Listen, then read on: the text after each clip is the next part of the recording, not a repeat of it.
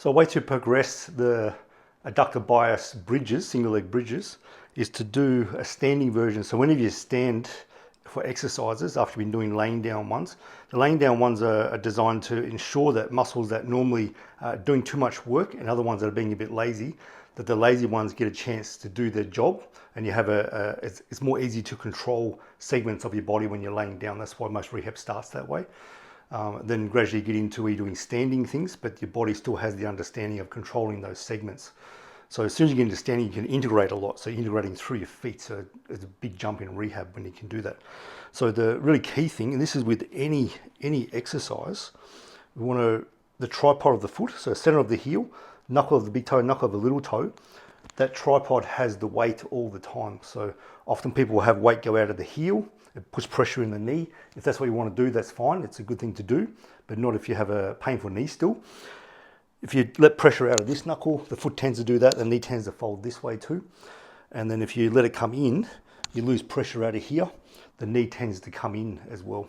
So the equal pressure in the tripod all the time allows the brain to have a good sense of the foot, and it loves that. It affects all the neurology through your entire body when it has that sense. It's called a grounded neurology, or grounded sense of neurology.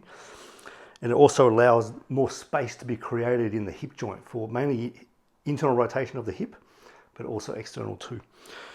So how we do this, so we've got the band around the knee, and we've got enough tension that if we're not controlling ourselves, it'll want to pull you out. Okay, so it gives that adductor bias there all the time.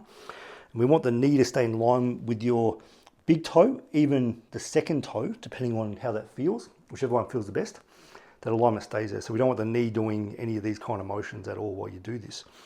Then we come up on one leg, bend the knee until you can't see your toes anymore on this side. Then we step back. So I'm just resting my tippy toe here. So I've got nearly 100% weight on this leg.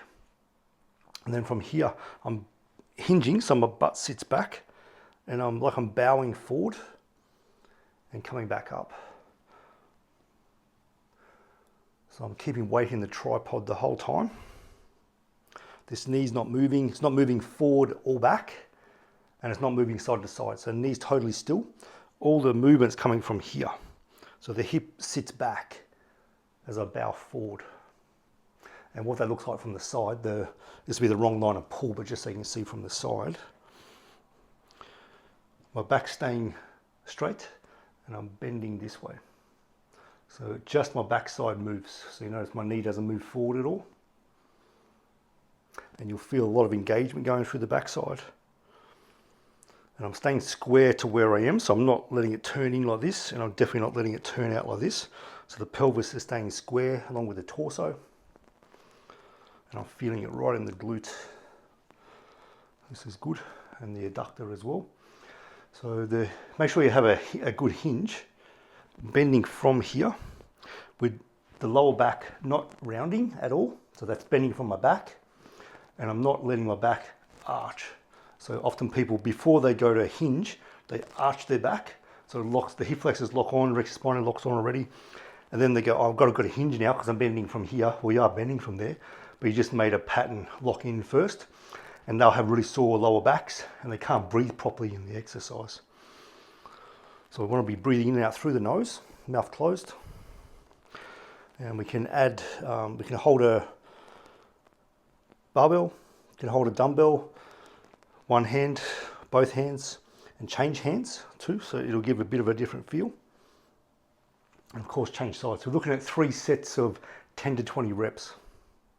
And this is best done every second day.